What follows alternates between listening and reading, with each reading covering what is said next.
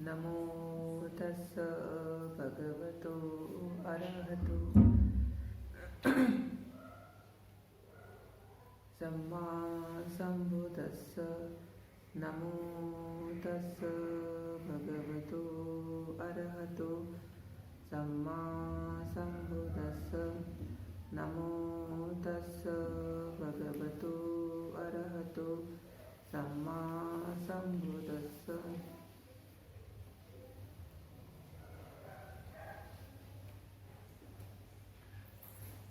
आज हम जातक कथा के बारे में प्रवचन सुनने वाले हैं। जातक कथा तीसरे नंबर पर।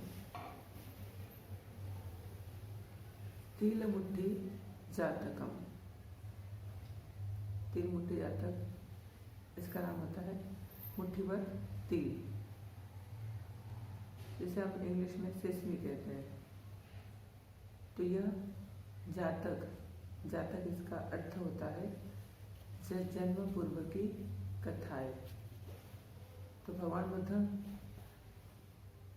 की जन्म पूर्व की कथाएं ये। जब वो बोधिसत्व थे तो बोधिसत्व होते समय उन्होंने खुद की पारमिताएं पूरा करने के लिए हर एक जन्म में बोधिसत्व बन के पारमी पूरी की है।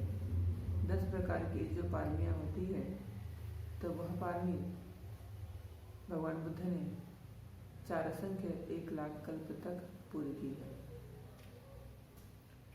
तो इसी जातक में से एक भाग के बारे में हम प्रवचन सुनेंगे। तो तिल मुट्ठी जातक।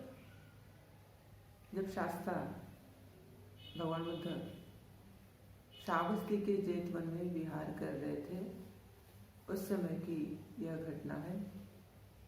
यह जातक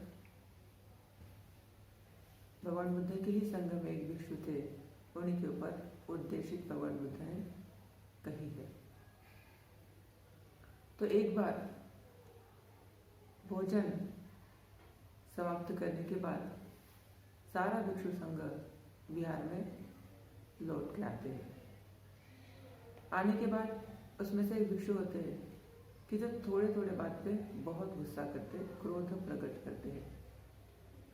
ये पसंद नहीं आए उसके ऊपर क्रोध करना, वो पसंद नहीं आए उसके ऊपर क्रोध करना, इसकी बातें अच्छी नहीं लगती है। तो जब मन चाहे बात नहीं होती तो छोटे छोटे बातों के ऊपर वो भिक्षु है वो क्रोध प्रकट करते। तो इसी के बारे में सब लोग उनके बारे में निंदा करते हैं। तो भिक्षु संघ की एक धर्म चर्चा होती है। उस धर्म सभा में इनके बारे में भी बात की जाती है। ये ऐसे कैसे भंते जी है, भिक्षु है, जो प्रवचित होने के बाद भी क्रोध प्रकट करते हैं, खुद को शांत नहीं कर पाए, अभी भी क्रोध करते हैं। तो क्रोध के बारे में इनको समझ अभी भी नहीं है। तो ये भगवान बुद्ध का धम्म ठीक से नहीं जान पा रहे हैं या ध्यान साधना ठीक से नहीं कर पा रहे हैं। तो इस तरह की अलग अलग चर्चा उस धर्म सभा में होती है। तो भगवान ये सुनते हैं और एक भिक्षु को कहते हैं कि जाओ उस क्रोधी भिक्षु को लेके आओ। तो क्रोधी भिक्षु भगवान के पास आते हैं, उन्हें वंदन करते हैं। भगवान उन्हें पूछते हैं, क्या तुम क्रोध प्रकट करते हो? छोटी छोटी बातों पे मैंने सुना है कि तुम्हें क्रोध आता है और तुम वो क्रोध प्रकट करते हो। तो कहता है, हाँ भगवान, मुझे क्रोध आता है। आपने जो सुना है वह सही सुना है। तो भगवान कहते, भिक्षु ये सिर्फ आज ही नहीं है, इसका जो स्वभाव है, ये स्वभाव इसके पहले भी ऐसा ही था। उसकी भूतकाल की घटना भगवान बताते हैं। भगवान कहते हैं, वाराणसी में जब ब्रह्मदत्त राजा राज्य कर रहे थे, उसी समय उसका बेटा ब्रह्मदत्त कुमार, ये ब्रह्मदत्त कुमार जब छोटा था तभी भी उसकी इच्छा के अनुसार जब कार्य नहीं होता था तो वह द्वेष प्रकट करता था, क्रोध प्रकट करता था। अब ये तो स्वभाव है मनुष्य का। जब भी मनुष्य की कोई भी इच्छा पूरी नहीं होती है तो मनुष्य क्या करता है? क्रोध प्रकट करता है, गुस्सा करता है। तो स्वभाव है। कोई स्वभाव को बदल देता है, कोई स्वभाव को बदलना नहीं चाहता है। तो इसी प्रकार ये ब्रह्मदत्त जो राजकुमार था वो बचपन से वैसा ही था और राजा का बेटा था। राजा ने बहुत संभालने के बाद भी वो अपना क्रोध छोड़ नहीं सकता था। अब जब 16 साल की उम्र हुई तब राजा को ऐसा लगा कि बेटा बड़ा हो गया है, ऐसे राज्य कराने की शिक्षा देनी चाहिए। पूरा राज्य कारभार किस तरह चलाना होगा तो इसके बारे में उसे शिक्षित करना होगा। अब उस समय तो वो वाराणसी राज्य में भी बहुत आचार्य ऐसे रहते थे, शिक्षक ऐसे रहते थे कि वो भी बहुत फेमस थे, बहुत विद्वान थे। राजा वहां भी उनके पास भी ब्रह्मदत्त राजकुमार को शिक्षित करने भेज पाते थे। लेकिन उन्होंने कहा कि अगर मैं मेरे राज्य में अगर राजकुमार को शिक्षित करने के लिए भेजता हूँ तो कुछ नहीं सीख पाएगा। अगर हम प्रदेश में अगर इसे भेजते हैं, दूसरे राज्य में अगर हम इसे भेजते हैं तो ये कुछ न कुछ शिक्षा प्राप्त कर सकता है।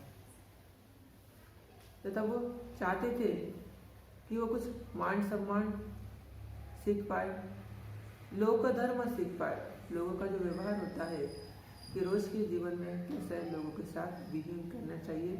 राजा होने के बाद तो राजा ने प्रजा से कैसे बिहेवियर करना चाहिए, जो लोक धर्म होता है, जो लोक व्यवहार होता है, ये मेरे बेटे ने सीखना चाहिए। तो इसलिए राजकुमार को कहते हैं कि जाओ तुम तक्षशिला जाओ और कुछ राजधर्म सीख के आओ। अब तक्षशिला तो उस काल में बहुत फेमस थी। तक्षशिला विश्वविद्यालय अगर हम देखते हैं तो वाराणसी राज्य और पाकिस्तान जहाँ तक्षशिला है तो बहुत बड़ा डिस्टेंस है ये। अभी तो बुद्ध के पूर्व की कथा है। उस समय तक्षशिला में कम से कम 20 से ऊपर सब्जेक्ट पढ़ाए जाते थे। बहुत अलग अलग तरह के आचार्य थे, जिसे हम अभी टीचर कहते हैं, प्रोफेसर कहते हैं। तो बहुत विद्वान होते थे। हर एक सब्जेक्ट में इतने होशियार, इतने विद्वान कि तक्षशिला उस काल में बहुत फेमस थी। तो उस समय सिर्फ हमारे भारत के नहीं, जम्बूद्वीप कहा जाता था। तो जम्बूद्वीप के ही लोग नहीं, तो जम्बूद्वीप के बाहर के भी जो राज्य थे, जो देश थे, उस देश से तो वहाँ विद्यार्थी सीखने के लिए आते थे, क्योंकि इतना फेमस था। अगर आप उसकी हिस्ट्री नेट पे पढ़ते हैं तो आपको समझ में आएगा कि जैसे तिब्बत है, तिब्बत, चाइना, म्यांमार, थाईलैंड, इन्हीं देशों में से कई जो विद्यार्थी होते थे वो कई विद्यार्थी वहाँ पढ़ाई के लिए आते थे और उनके इच्छा के अनुसार वह सब्जेक्ट सीखते थे। तो तक्षशिला उसके लिए भी बहुत फेमस थी। अब राजा ब्रह्मदत्त राजकुमार को कहता है कि ये जूते लो। एक जोड़ी उसको जूता, उसके बाद 1000 काशापन और एक छाता उसे देते हैं और कहते हैं कि जाओ तक्षशिला जाओ और सीख के आओ। तो राजा का बेटा रथ पे सवार होता है और तक्षशिला की ओर बढ़ता है। तो उसके कुछ समय बाद, कुछ दिन उसे लगते हैं, क्योंकि उस समय जैसे अभी टेक्नोलॉजी है, उस समय उतनी टेक्नोलॉजी नहीं थी, रास्ते भी इतने ठीक नहीं थे, लेकिन जाने के लिए उसे इतना समय नहीं लगा। तो कुछ ही दिनों में वो वहाँ पहुँच गया। अब तक्षशिला में जाने के बाद जो राजधर्म पढ़ाते थे, जो आचार्य, वो आचार्य का पता पूछते हैं कि वो आचार्य कहाँ रहते हैं। और उस काल में तो बहुत प्रसिद्ध थे राजधर्म सिखाने के लिए, अभी जिसे हम पॉलिटिक्स कहते हैं। तो ये राजधर्म सिखाने के लिए आचार्य का जैसे पता पूछते हैं तो अनेक लोग जानते हैं, कहते हैं कि वहाँ वो आचार्य रहते हैं, आप वहाँ जाइए, आपको उनका जो घर है मिल जाएगा। अब ये ब्रह्मदत्त कुमार वहाँ जाता है। जाने के बाद आचार्य अपना सारा काम करके लौट के घर पे आते हैं। आने के बाद इनसे मिलते हैं। आचार्य पूछते, तुम कहाँ से आए हो, किसके बेटे हो, क्यों आए हो और क्या सीखना चाहते हो। ये सारे प्रश्न के उत्तर ब्रह्मदत्त राजकुमार आचार्य को देते हैं। फिर आचार्य उस बेटे को अपना बेटे के समान अपने घर पे ही रखाते हैं शिल्प सीखने के लिए।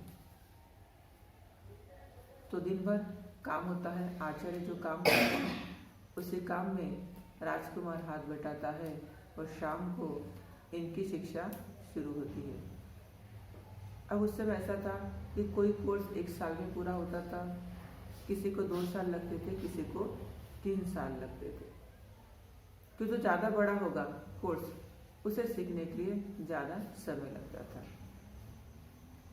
और उस समय ये भी छूट थी तक्षशिला महाविद्यालय में कि कोई अगर गरीब स्टूडेंट हो, उसके पास पैसे नहीं है लेकिन उसकी इच्छा है सीखने की, तो उससे पैसे नहीं लिए जाते थे, तो उसके बदले में उसे काम करना है।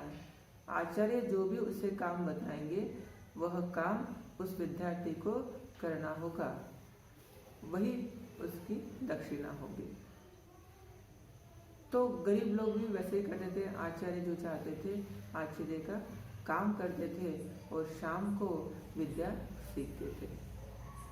तो उस समय बहुत रूल्स रेगुलेशन फॉलो किए जाते थे कि सुबह सुबह उठना, उठने के बाद जो भी काम है आचार्य बताएंगे वो काम करना, उसके बाद विद्या अर्जन करना यानी पढ़ाई करना, और आचार्य जिस प्रकार रूल बताते हैं उस प्रकार सारे रूल्स दिन भर फॉलो करना। तो वही रहना, उनके घर में ही रहना, वही उनकी खाने की, सोने की और बुक की व्यवस्था की जाती थी।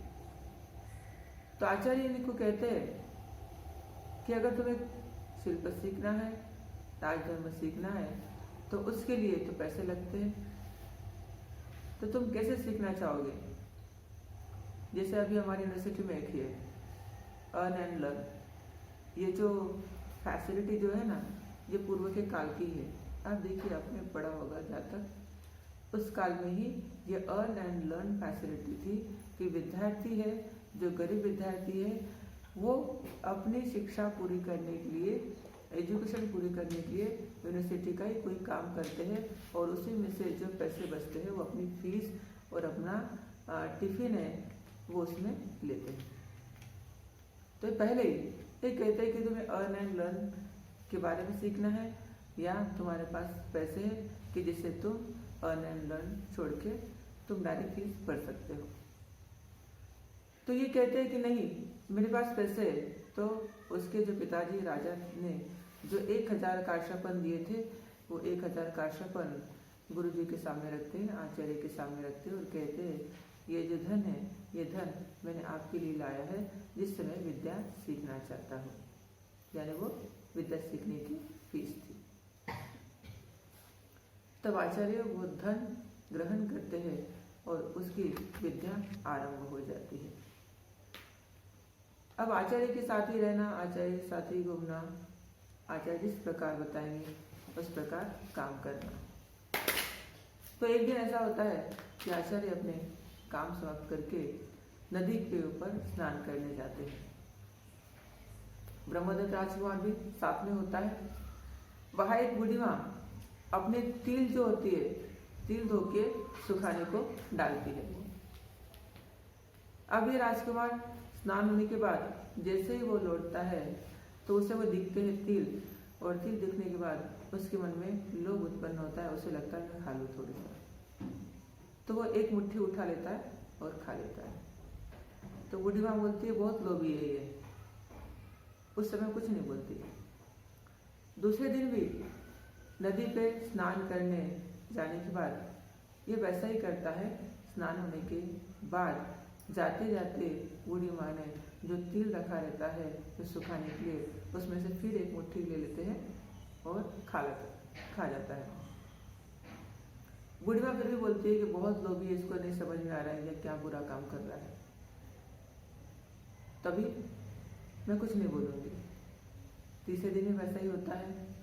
अब जैसे ये तीसरे दिन तिल लेता है और खाने शुरू करता है, उस दिन वो हाथ ऊपर करके बहुत रोना शुरू कर देती है बूढ़ी माँ। बहुत जोर जोर से चिल्लाती है, कैसा इसका आचार्य है, इसको नियम नहीं सिखाए, कैसा इसका आचार्य है, इसको नियम नहीं सिखाए, यह हमें बर्बाद कर रहा है, इसके मन में कितना लोभ है, ये आचार्य को बर्बाद करेगा, मुझे ये बर्बाद करेगा, कोई अच्छा शिक्षा ये नहीं ले पाएगा। तो इस प्रकार बूढ़ी माँ से बताती है। तो आचार्य सुनते हैं। अब आचार्य सुनने के बाद बूढ़ी माँ को बोलते, बूढ़ी माँ तुम रो मत, जितना भी पैसा इस तिल को लगा है, इसने खाया है, उतना पैसा मैं तुम्हें दे दूंगा। अब वो चोरी तो चोरी थी। बूढ़ी माँ के जो शब्द थे उनके कान पे जो पड़े, तो ऐसा लगा कि जो मेरा शिष्य है ये तो चोरी कर रहा है, अगर इसी समय इसको रोका नहीं जाए तो आगे भी ये चोरी बढ़ सकता है। तो दो शिष्यों से उसके दोनों हाथ पकड़वाते हैं और पीठ के ऊपर 3 बार डंडे मारते हैं। इतने जोर जोर से उसकी पिटाई होती है 3 बार, तो वो कभी जन्म में वैसा काम नहीं करता। अब उस समय वो पिटाई खाने के बाद आचार्य को नीचे से लेकर ऊपर तक बहुत क्रोध से देखता है। आचार्य को पता चलता है इसको गुस्सा आया करके। ऐसा समझ के मन में विचार करता है, राजकुमार जब मेरी शिक्षा खत्म हो जाएंगी और मैं अपने राज्य जाऊंगा तो इसका बदला लूंगा और इसको ऐसे पिटवा के रहूंगा करके। ये मन में गुस्सा लेके राजकुमार बैठ जाता है। और कुछ समय बाद राजकुमार की विद्या जो होती है वो समाप्त हो जाती है। उनका जो राजधर्म जो पढ़ने हुआ आए थे तो वो उसकी विद्या खत्म हो जाती है। और ये कहते हैं कि आचार्य आपने मुझे बहुत अच्छी तरह विद्या सिखाई है, ये मैं हमेशा के लिए ध्यान में रखूंगा और इसका पालन करूंगा। लेकिन यहाँ से जाने के बाद जब मुझे राज्य मिलेगा तो उस समय मैं आपको आमंत्रित करूंगा, तब आप जरूर आइए। तो आचार्य हाँ कहते हैं और राजकुमार अपने वाराणसी लौट जाता है। अब वहाँ जाने के बाद माता पिता बहुत देखते हैं और कहते हैं कि अच्छा हो बेटा, तो जल्दी वापस आ गया, क्योंकि मैं तभी बूढ़ा हो रहा हूँ, राज्य मैं तुम्हें देता हूँ और इस प्रकार तुम राज्य संभालो। माता पिता की आज्ञा के अनुसार ब्रह्मदत्त राजकुमार राजगद्दी पे चढ़ जाते हैं, यानी सारा राज्य संभालने के वो योग्य हो जाते हैं। अब इसे तो याद आती है बात कि मेरे आचार्य ने तो मुझे बहुत पीटा था, अभी मैं उसे छोड़ूंगा नहीं, अब मुझे तो राज मिल गया है। ये संदेशा भेजाता है अपने सैनिक के हाथ से कि आचार्य आपको राजकुमार ने बुलाया है, आप आइए। अब आचार्य को तो पता होता है कि पीटते समय तो ये तो मुझे गुस्से से देख रहा था, तो अभी ये ठीक नहीं है, क्योंकि इस समय ये यंग है। अगर इस समय मैं जाता हूँ तो ये इसका जो क्रोध है, क्रोध का बदला ये लेगा। तो कुछ साल बाद जाता हूँ, तो उस समय आचार्य कहते हैं कि कुछ काम है, काम होने के बाद मैं वापस आऊंगा। तो कुछ साल बाद आचार्य वाराणसी जाते हैं, जब इसका राज्य शुरू होता है। अब सैनिकों के द्वारा संदेशा भेजा जाता है कि जाओ आपके महाराज को बोलो तक्षशिला के आचार्य आए हैं और आपसे मिलना चाहते हैं। और जैसे उनके जो अमात्य होते हैं, सैनिक होते हैं, जो राजा को बताते हैं कि महाराज तक्षशिला से आपके आचार्य आए हैं जिन्होंने आपको विद्या सिखाई थी और वो आपसे मिलना चाहते हैं। और इसे तो बहुत खुश होती है, बहुत खुशी होती है कि अभी मैं मेरा बदला लेने वाला हूँ करके। तो सैनिकों को अमात्य को बोलते हैं, देखो ये वही है जिसने मुझे 3 बार इतना पीटा था कि अब तक वो दर्द कर रहा है। ऐसा होता है कि उसकी जो पिटाई है, उसकी पिटाई अब तक मैं भूला नहीं, इसलिए मैं अभी इसको मरवाऊंगा। जाओ तुम उसको पकड़ के लेके आओ।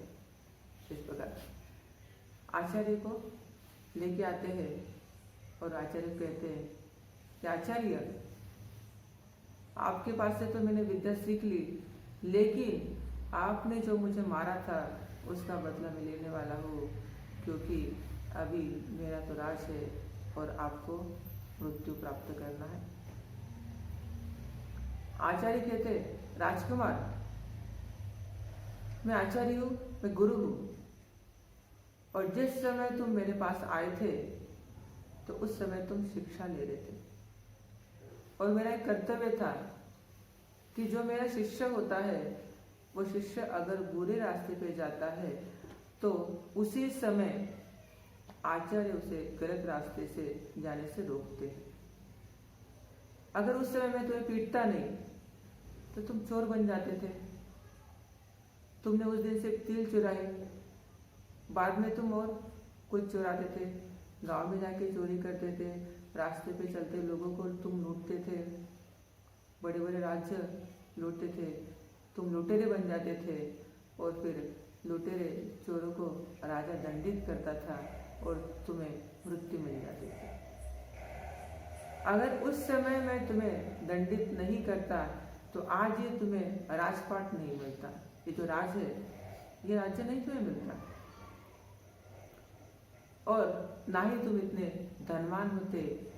तो ये सिर्फ मेरा ही उस दिन जो शिक्षा है उसका ही परिणाम का फल है।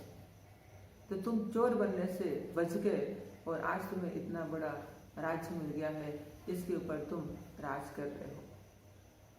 तमाते लोग भी बोलते थे, हाँ महाराज आचार्य जो बोल रहे सही बोल रहे हैं। अगर ये उस समय आपको दंडित नहीं करते, आपकी पिटाई नहीं करते तो आप चोर बन जाते थे, और आपके पिता आपको दंड देते थे, मृत्यु दंड देते थे, और आपको राजपाट नहीं मिलता था, आपको धन से अलग कर दिया जाता था, वंचित कर दिया जाता था। लेकिन इसी आचार्य की वजह से आज आप धनवान हो गए और इस राज्य के आप राजा बन गए। तो ये इनकी कृपा है, इनकी अच्छाई की वजह से ही आप अभी राजा बने हैं और इतने सालों तक आप राजा बन रहे। तब राजा को ध्यान में आता है सच में अगर ये उस समय मेरे आचार्य मुझे नहीं पिटते तो मैं चोर बन जाता, और ये मेरे पिता मुझे राज्य नहीं दे पाते। तो ये सारी उनकी ही बदौलत है। तो इस प्रकार उसके ऊपर खुश होके सारा क्रोध समाप्त करते हैं और उनको माफ़ी मांगते हैं कि मैं बहुत गलत काम कर रहा था, लेकिन आपने मेरी आंखें खोल दी है।